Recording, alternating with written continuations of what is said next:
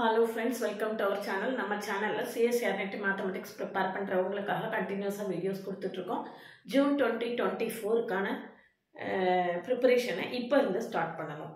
ஒரு 6 months vigorousா கண்டினியூஸா prepare பண்ணா மட்டும் தான் CSIR NET கிளியர் பண்ண முடியும். நான் எப்படி prepare பண்ணனும், CSIR NET க்கு எப்படி prepare பண்ணனும்னு என்னைய கேட்டிங்கனா 6 months daily 10 hours படிங்க அப்படினு தான் நான் சஜஸ்ட் பண்ணுவேன். அந்த அளவுக்கு படிச்சா மட்டும் தான் கிளியர் ஆகும். otherwise கிளியர் ஆகிறது ரொம்ப கஷ்டம். இது வந்து not only CSIR NET எந்த காம்படிட்டிவ் எக்ஸாம் எடுத்துக்கிட்டாலும் அந்த அளவுக்கு vigorous preparation கட்டாயமா தேவைப்படும். அப்படி prepare பண்ணா மட்டும் தான் நம்மளால காம்படிட்டிவ் எக்ஸாம்ஸ் ஓவர்கம் பண்ண முடியும். otherwise ரொம்ப கஷ்டம். இந்த வீடியோல இன்னைக்கு CSIR NET Mathematics க்கு subject wise weightage, important topics, best books, question pattern, exam strategy, preparation tips இதெல்லாம் டீடைலா சொல்ல போறேன். ஃபர்ஸ்ட் எடுத்துக்கிட்டீங்கன்னா weightage marks அப்படினு எடுத்துட்டோம்னா ரியல் அனாலிசிஸும் லீனியர் அல்ஜிப்ராவும் டாப்ல இருக்கும். எப்பவுமே ரியல் அனாலிசிஸ்க்கும் லீனியர் அல்ஜிப்ராக்கும் நமக்கு மேக்ஸிமம் மார்க்ஸ் இருக்கும். 55 to 65 மார்க்ஸ் இருக்கு. 14 to 16 क्वेश्चंस வரும். இங்க வந்து 12 to 16 questions நமக்கு சான்ஸ் இருக்கு. காம்ப்ளெக்ஸ் அனாலிசிஸ்ல 8 to 10 மார்க்ஸ் 10 questions வரும். 30 to 35 மார்க்ஸ் சான்ஸ் இருக்கு. மாடர்ன் அல்ஜிப்ரால 8 to 10 questions வரும். 30 to 35 மார்க்ஸ்க்கு இருக்கும். டிஃபரன்ஷியல் ஈக்குவேஷன்ஸ் 8 to 10 questions இருக்கும். மார்க்ஸ் வந்து 30 to 40 மார்க்ஸ் இருக்கும். கால்குலஸ் ஆஃப் வேரியேஷன்ஸ்ல 2 to 3 questions வரும். 7 to 10 மார்க்ஸ் இருக்கு. calculus of variation வந்து நமக்கு ரொம்ப ஈஸியா செக்ஷன் C ல ரெண்டு क्वेश्चन வந்துருச்சுனா ஈஸியா ஸ்கோர் பண்ண முடியக்கூடிய ஒரு ஏரியா அது. இன்டெகிரல் ஈக்குவேஷன் அதே மாதிரி 3 to 4 क्वेश्चंस வரும். 10 to 15 மார்க்ஸ் இருக்கு. இந்த calculus of variation integral equation ரெண்டுமே ரொம்ப சின்ன சாப்டர். நம்ம வந்து அதுல நல்ல ஸ்கோர் எடுக்கிறதுக்கான சான்சஸ் அதிகமா இருக்கும். அது மாதிரி நியூமெரிக்கல் அனாலிசிஸ்ல 2 to 3 questions வரும். 7 to 10 மார்க்ஸ் இருக்கும். LPP ல 1 or 2 questions வரும். 4 to 10 மார்க்ஸ் இருக்கும். இதுல என்னென்ன இம்பார்ட்டன்ட் டாபிக்ஸ் என்ன அப்படின்னு நம்ம அடுத்தது நெக்ஸ்ட் சப்ஜெக்ட் வைஸ் வெயிட்டேஜ் பார்த்துட்டோம். அடுத்தது இம்பார்ட்டன்ட் டாபிக்ஸ். அடுத்த ரெஃபரன்ஸ் புக்ஸ் என்ன அப்படின்னு பார்க்க போறோம். ரியல் அனாலிசிஸை பொறுத்த வரைக்கும் sequences and series of real numbers, functions of one variable, functions of several variables, Riemann integration and bounded variation, uniformly convergent. இவ்வளவுதான். இந்த 5 டாபிக்ல இருந்து தான் நம்மளுக்கு 55 to 65 மார்க்ஸுக்கான क्वेश्चंस வந்து இருக்க போகுது. Linear algebra it is quite easy. அதே சமயம் நல்ல ஸ்கோர் பண்ணக்கூடிய area. Matrix and their properties, vector spaces, linear transformation, diagonalizability, inner product spaces, quadratic forms. இதுல மட்டும் இந்த டாபிக் மட்டும் தான் நம்ம வந்து கான்சென்ட்ரேட் பண்ண போறோம். இந்த டாபிக் மட்டும் தான் வரும் சிலபஸ்ல இருக்கு. இதை மட்டும் கான்சென்ட்ரேட் பண்ணாலே நம்ம நிச்சயமா என்ன செய்திடலாம். இதுல பாத்தீங்கன்னா சிலர் வந்து லீனியர் அல்ஜிப்ரா ரியல் அனாலிசிஸ் மட்டும் படிச்சு பாஸ் ஆகக்கூடிய கேண்டிடேட்ஸ் எல்லாம் இருக்காங்க. நம்ம ஃபர்தரா ஸ்டாட்டிஸ்டிக்ஸ் அது இது எல்லாம் கான்சென்ட்ரேட் பண்ணணும்னு இல்லை.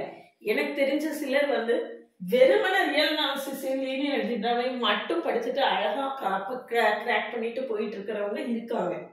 இல்ல அப்படின்னு நான் சொல்றதுக்குல இந்த CSIR NET பொறுத்த வரைக்கும் நம்மளுக்கு நம்ம எந்த அளவுக்கு பிளான்டா ப்ரிப்பேர் பண்றோம் அப்படிங்கறத பொறுத்ததுதான்.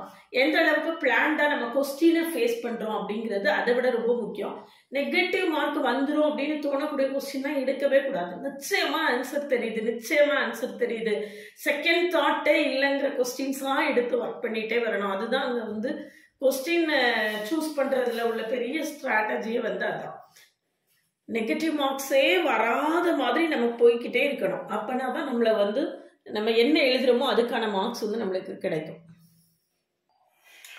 Next abstract algebra. இதுல groups, subgroups, homomorphism, isomorphism, Taylor's theorem, rings, ideals, irreducibility, அதுக்கப்புறம் ஃபீல்ட்ஸ்ல உள்ளது எல்லாமே. ஃபீல்டு, ரிங், அதுல integral domain, principal ideal domain, அது வரைக்கும். அப்புறம் காம்ப்ளெக்ஸ் அனாலிசிஸ்ல analytic functions, entire functions, singularities, residues, complex integrations, அப்புறம் பைலினியர் மேப்பிங். டிஃபரன்ஷியல் ஈக்குவேஷன்ஸை பொறுத்த வரைக்கும் first order first degree, second order differential equation, system of differential equations, first order linear partial differential equations, boundary value problems. Calculus of variations and integral ஈக்குவேஷன்ஸில் உங்களுக்கு 4 topic தான் இருக்குது. Euler Lagrange's equation, broken point. அடுத்தது types of integral equations and solutions. அடுத்தது kernel of integral equations. இவ்வளவுதான். நம்மளுக்கு இந்த டாப்பிக்கை மட்டும் படித்தாலே நம்மளால் என்ன செய்ய முடியும், நல்ல ஸ்கோர் 100+ ஸ்கோர் பண்ண முடியும். ப்ரொவைடட் ரொம்ப ஹார்ட் ஒர்க் பண்ணணும், ரொம்ப ஹார்ட் ஒர்க் பண்ணணும். நான் சொல்கிற மாதிரி 6 months 10 hours படிக்கணும். அப்படி படித்தாதான், ஒரு நாள் கூட இடைவெளி இல்லாமல் படிக்கணும். ப்ரிப்பரேஷனில் தொய்வே இருக்கக்கூடாது. அது ரொம்ப முக்கியம். இன்னைக்கு படித்தேன், 4 நாள் கழிச்சு ஒரு தடவை படித்தேன், 10 நாள் கழிச்சு ஒரு தடவை படித்தேன், அப்படியெல்லாம் படித்தா கிளியர் பண்ண முடியாது. 10 hours படிக்கணும், டெய்லி படிக்கணும், ஒரு நாள் கூட தவறாமல் படிக்கணும். படிக்க மட்டும்தான் செய்யணும், வேறு எதுவுமே செய்யக்கூடாது. அப்படி படித்தாதான் நம்ம சிஎஸ்சிஆர் நெட்டை கிளியர் பண்ண முடியும். அடுத்தது பாருங்கள், ரெஃபரன்ஸ் புக்ஸ். ரியல் அனாலிசிஸில் SK Mapa, SC Malik. Real analysis by SK Mapa எடுத்துக்கோங்க. Mathematical analysis SC Malik. இந்த 2 புக்குமே ரொம்ப அருமையாக இருக்கும். லீனியர் அல்ஜிப்ராவை பொறுத்த வரைக்கும் விவேக் சஹாய், விகாஸ் பிஸ்ட், ஷாம் சீரீஸ் 3 கொடுத்துருக்கேன். But Schaum series well and good. Schaum சீரீஸில் நம்மளுக்கு ஏகப்பட்ட ப்ராப்ளம்ஸ் இருக்கும். நிறைய ப்ராப்ளம்ஸ் ஒர்க் பண்ணி பார்க்க முடியும் ஷாம் சீரீஸில். அது மாதிரி அப்ஸ்ட்ராக்ட் அல்ஜிப்ராவில் ஐயன் ஹர்ஸ்டினில் தியரி பார்ட் எல்லாமே நல்லாயிருக்கும். கேலியனில் ப்ராப்ளம்ஸ் ஒர்க் பண்ணுறதுக்கு யூஸ் பண்ணிக்கலாம். இதுக்கு அடுத்தது நம்மளுக்கு differential equations, complex analysis, differential equations, calculus of variations. Complex அனாலிசிஸ்க்கு ஐயன் இது ஆல்ஃபர்ஸு. காம்ப்ளெக்ஸ் அனாலிசிஸுக்கு Ahlfors, Schaum series, HS Khazana.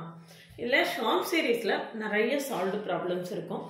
என்ன பேப்பராக இருந்தாலுமே சரி, ஷாம் சீரீஸ் பார்த்தீங்கன்னா நிறையா சால்வ்டு ப்ராப்ளம்ஸ் இருக்கும். அது எல்லாத்துக்குமே நியூமரிக்கல் அனாலிசிஸ் அப்படிதான். ஷாம் சீரீஸில் நிறைய ப்ராப்ளம் சால்வ் பண்ணி காட்டியிருப்பாங்க. டிஃப்ரென்ஷியல் ஈக்குவேஷன்ஸுக்கு செகண்ட் தாட்டே வேண்டாம், ஒரே எம்டி ரேசிங்கானியா தான். எக்ஸலண்ட்டாக இருக்கும் அந்த புக்கு. இன்டெக்ரல் ஈக்குவேஷன்ஸும் அதே மாதிரி தான். எம்டி ரேசிங்கானியா புக்கு ரொம்ப எக்ஸலண்ட்டாக இருக்கும். அடுத்தது calculus of வேரியேஷன்ஸுக்கு RK Sharma.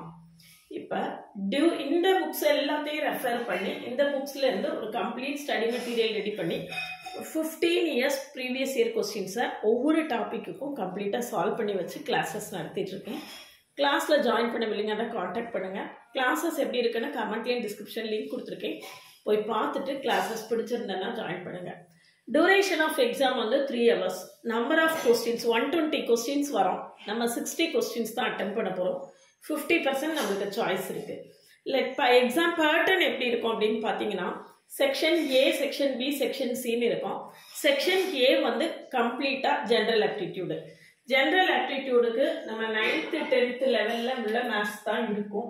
General aptitude 20 questions கொடுத்துருப்பாங்க. 15 கொஸ்டின்ஸ் எழுதணும். இது ஒரு கொஸ்டினுக்கு 2 மார்க்கு. Negative mark 0.5. இங்கே 40 கொஸ்டின்ஸ் கொடுத்துருப்பாங்க. 25 கொஸ்டின்ஸ் அட்டென்ட் பண்ணணும். ஒரு கொஸ்டின்ஸ்க்கு 3 மார்க்கு, நெகட்டிவ் மார்க்கு 0.75. இதில் 60 கொஸ்டின்ஸ் கொடுத்துருக்காங்க. 1/3 சாய்ஸ் இருக்கு பாருங்க. 20 கொஸ்டின்ஸ் அட்டென்ட் பண்ணால் போதும். ஒரு கொஸ்டினுக்கு 4.75 மார்க்ஸு. மல்டிபிள் ஆன்சர்ஸு, மோர் தேன் 1 ஆன்சர் கரெக்டாக இருக்கும். 1 இருந்தாலும் 2 இருந்தாலும் 3 இருக்கலாம், 4 வேணாலும் இருக்கலாம். ஆனால் எல்லா ஆன்சரையும் நீங்கள் சூஸ் பண்ணியிருந்தா மட்டும்தான் உங்களுக்கு ஃபுல் மார்க் கிடைக்கும், அல்லது 0 தான் மார்க்கு. ஆனால் இதில் ஒரு பாசிட்டிவான விஷயம் என்னென்னா, நெகட்டிவ் மார்க் கிடையாது. இதில் இந்த 2த்துக்கும் நம்மளுக்கு ஒரே ஒரு ஆன்சர் தான் கரெக்டாக இருக்கும், நெகட்டிவ் மார்க் உண்டு. இங்கே மல்டிபிள் ஆன்சர்ஸ் கரெக்டாக இருக்கும், நெகட்டிவ் மார்க் கிடையாது. சரிதானா? இதில் ரொம்ப முக்கியமான விஷயம் என்னென்னா, நெகட்டிவ் வராத மாதிரி நம்ம எந்த அளவுக்கு எக்ஸாம் எழுதுகிறோமோ அதை பொறுத்து தான் நம்மளுடைய சக்ஸஸ் தீர்மானிக்கப்படும். இதில் பார்த்தீங்கன்னா 20 கொஸ்டின்ஸ் கொடுத்துருக்காங்க. 15 கொஸ்டின்ஸ் அட்டன் பண்ணணும்.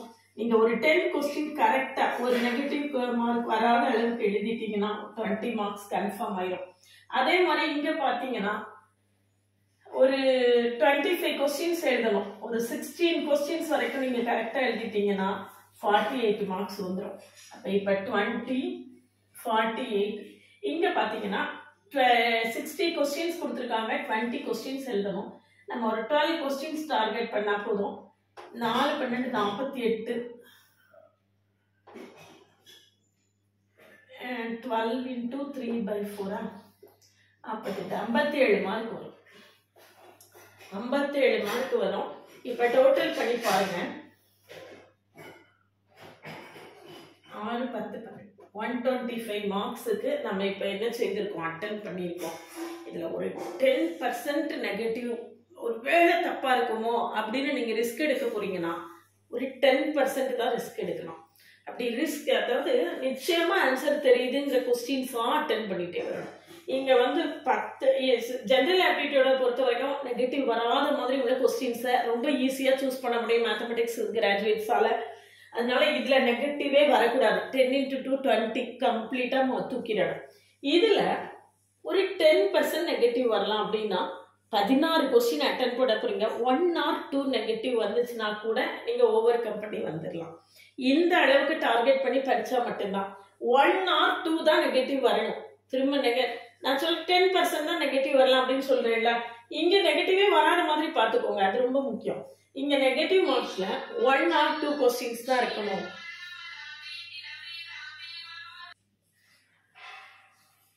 ஒரு 10% ரிஸ்க் எடுத்துட்டு இந்த செக்ஷன் பியில் மட்டும் இது மட்டும் நம்ம வந்து கேர்ஃபுல்லாக நெகட்டிவ் மார்க் இல்லாமல் அட்டன் பண்ணோம்னா நிச்சயமாக நம்மளால் என்ன செய்ய முடியும், கிளியர் பண்ண முடியும். இதில் என்ன விஷயம் அப்படின்னு கேட்டிங்கன்னா, சப்ஜெக்டை வந்து இன்டெப்த்தாக படிக்கிறது இல்லை நம்ம பிஜி படிக்கும்போது. அது ஒரு முக்கியமான விஷயம். ஏன் சிஎஸ்ஆர் நெட்டு டஃப்பாக இருக்குது. பிஜி படிக்கும்போது ஸ்டேட் அண்ட் ப்ரூவ்னு தியரத்தை மனப்பாடமாக படித்து முடிச்சுட்டு நம்ம வந்துடணும். அதனால நம்மளுடைய யூனிவர்சிட்டி எக்ஸாம் கொஸ்டின் பேட்டர்னும் அந்த மாதிரி தான் இருக்குது. அதனால நம்மளுக்கு இந்த சிஎஸ்ஆர் நெட்டுக்குள்ளே வரும்போது கான்செப்ட்ஸை நல்லா அண்டர்ஸ்டாண்ட் பண்ணி எந்த ப்ராப்ளம் கொடுத்தாலும் சால்வ் பண்ண தெரிகிறதுக்கு கொஞ்சம் டைம் எடுக்கும். அதனால 1 year ப்ரோக்ராமாக வச்சுக்கோங்க. ஒரு அட்டெம்ப்ட் எழுதி பாருங்க, அடுத்த அட்டெம்ப்ட்ல கிளியர் பண்ணிடலாம் அப்படிங்கிற மாதிரி மனநிலையோட படிக்க ஆரம்பிங்க. ஒன்றும் தப்பே கிடையாது, எங்கேயும் ஓடி போகிறது கிடையாது. அதனால ஒரு எல்லாம் இப்போ டிஆர்பி எடுத்துக்கிட்டிங்கனாலும் அப்படிதான். டிஆர்பிலாம் வந்து 2 years 3 yearsக்கு ஒரு தடவை வருது. எனக்கு தெரிஞ்சு டிஆர்பிக்காக முழு நேரமாக வேலையை விட்டுட்டு சில வருஷங்களாக படிச்சுட்டு இருக்கிறவங்க பல பேர் இருக்காங்க. அந்த மாதிரி சுச்சுவேஷனில் ஃபுல் டைமாக ஃபுல் கான்சன்ட்ரேஷனோட விகரஸாக ப்ரிப்பேர் பண்ணுங்கள். ஒரு அட்டெம்ப்ட் எழுதி பாருங்கள், அடுத்த அட்டெம்ப்ட்ல நிச்சயமாக தூக்கிடலாம். இதுதான் திரும்ப என்னுடைய அட்வைஸ் தான். எடுத்த உடனே இந்த நேரமே கிளியர் பண்ணி ஆகணும் அப்படின்னு இல்லை. ஏன்னா நம்மளுக்கு இது ரொம்ப புதுசு. இந்த மாடலில் நம்ம வந்து காலேஜில் என்ன செய்யலை, படிக்கலை. எந்த யூனிவர்சிட்டிலையும் இந்த மாதிரி பேட்டர்னில் நம்மளுக்கு சொல்லித்தரல. இது ஆல்மோஸ்ட் டோட்டலி டிஃப்ரெண்ட்டு. என்ன செய்யணும், நான் வந்து கம்ப்ளீட் ஸ்டடி மெட்டீரியல் ரெடி பண்ணி 15 years கொஸ்டினை கம்ப்ளீட்டாக சால்வ் பண்ணியிருக்கேன். இதெல்லாம் சால்வ் பண்ணி பார்த்துட்டு புக்கு நோட்டை எல்லாம் மூடி வச்சுட்டு ஏதாவது ஒரு ப்ராப்ளத்தை எடுத்து நம்மளால சால்வ் பண்ண தெரியுதா இப்படியே ப்ராக்டிஸ் பண்ண தான் இது வந்து ஃபெமிலியர் ஆகும். அப்படி இல்லாமல் இது வந்து ஈஸியாலாம் என்ன செய்ய முடியாது, கிளியர் பண்ண முடியாது. என்ன ப்ராப்ளம் கொடுத்தாலும் என்னால் சால்வ் பண்ண முடியும் அப்படிங்கிற ஸ்டேஜுக்கு நம்ம எப்போ வருவோம் அப்படின்னு கேட்டிங்கன்னா, ஒரு 6 மாதம் சப்ஜெக்ட் நம்மளுக்கு ரொம்ப தண்ணிப்பட்ட பாடாக ஃபெமிலியர் ஆகணும். அதுக்கு பிறகு தான் நம்ம அந்த ஸ்டேஜுக்கு வருவோம்.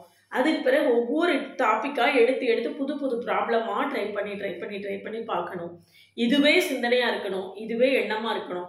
24 மணி நேரம் சிஎஸ்ஆர் நெட்டு கிளியர் பண்ணணும். அது மட்டுமே சிந்தனையோட படித்தா மட்டும்தான் கிளியர் பண்ண முடியும். இதில் ஜேஆர்எஃப்ல கிளியர் பண்ணீங்க அப்படின்னு சொல்லியாச்சுன்னா உங்களுக்கு ஒரு 35,000 ஸ்டைஃபண்டோட பிஹெச்டி வந்து ஐஐடியில் போய் பண்ணுறதுக்கான சான்சஸ் இருக்குது. இது மட்டும் இல்லாமல் கேட் ஆல்மோஸ்ட் இதே சிலபஸ் தான், ஆல்மோஸ்ட் இதே பேட்டர்ன் தான்.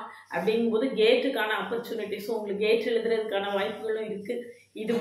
இதெல்லாம் ஒரு பக்கம் இருந்தால் கூட set exam Tamil Nadu state eligibility test 2024 வர்றதுக்கான சான்சஸ் இருக்குது அப்படின்னு சொல்லி ஒரு ரூமர் சொல்லிட்டு இருக்காங்க. பாசிபிலிட்டிஸும் இருக்குது. ஏன்னா இந்த தடவை எம்எஸ் யூனிவர்சிட்டி மனோன்மணி சுந்தரனா யூனிவர்சிட்டியிலேருந்து டெண்டர் கொடுத்துருக்காங்க, சிபிடி நடத்துறதுக்கான டெண்டர் கொடுத்துருக்காங்க அப்படின்னு சொல்லிட்டு அந்த பேப்பர் கட்டிங் நீங்கள் எல்லாரும் பார்த்துருப்பீங்க. அப்படி இருக்கும்போது சிஎஸ்ஆர் நெட்டுக்கு ப்ரிப்பேர் பண்ணிகிட்டே இருங்க. இதுக்கு நடுவில் நம்மளுக்கு டிஎன் செட்டு வந்தது அப்படின்னு சொல்லியாச்சுன்னா இந்த கேண்டிடேட்ஸ் அப்படியே நான் செட்டு கோச்சிங்க்கு அப்படியே என்ன எடுத்துக்குவேன். அதனால சிஎஸ்ஆர் நெட்டு வராட்டாலும் பிரச்சனை, சிஎஸ்ஆர் நெட்டு கிளியர் ஆகாட்டாலும் பிரச்சனை இல்லை. செட்டு வந்து இந்த அளவுக்கு டிஃபிகல்ட்டாக இருக்காது, அது கொஞ்சம் கூட ஈஸியாக தான் இருக்கும். நம்மளால ஈஸியாக கிளியர் பண்ண முடியும். அதனால நெட் இல்லாட்டாலும் பரவாயில்ல, செட்டு இருக்குது அப்படிங்கிற ஒரு தைரியத்தோட கிளாஸை என்ன செய்யலாம், நம்ம ப்ரொசீட் பண்ணலாம் அப்படிங்கிறது தான் என்னுடைய அட்வைஸ். அதில் எல்லாத்தோட ரொம்ப முக்கியமான விஷயம், எதையுமே எளிமையாக அச்சீவ் பண்ண முடியாது. மிக கடுமையான ஒரு ஹார்ட் ஒர்க், மிக கடுமையான ஒரு உழைப்பு கொடுத்தாதான் நம்மளால என்ன செய்ய முடியும், கிராக் பண்ண முடியும். நான் சொல்கிற மாதிரி இன்னைக்கு படித்தேன், 2 நாள் படிக்கலை, மாமாவுக்கு கல்யாணம், அத்தை வீட்டுக்கு போயிட்டேன், பெரியப்பா வீட்டுக்கு போயிட்டேன், சித்தப்பா வீட்டுக்கு போயிட்டேன், 10 நாள் படிக்கலை, வீட்டில் பிரச்சனை. வீட்டில் எல்லாருக்குமே பிரச்சனை தான். யார் பிரச்சனை இல்லாத வீடு ஒன்று கூட கிடையாது. எல்லா வீடும் பிரச்சனை உள்ள வீடு தான். அதனால் இப்படியெல்லாம் அப்படி படிக்கலை இப்படி படிக்கலை, நான் சொல்லக்கூடியது 180 days 10 hours படிச்சுட்டீங்க அப்படின்னு சொல்லியாச்சுன்னா நிச்சயமாக என்ன செய்திடலாம், கிளியர் பண்ணிடலாம்.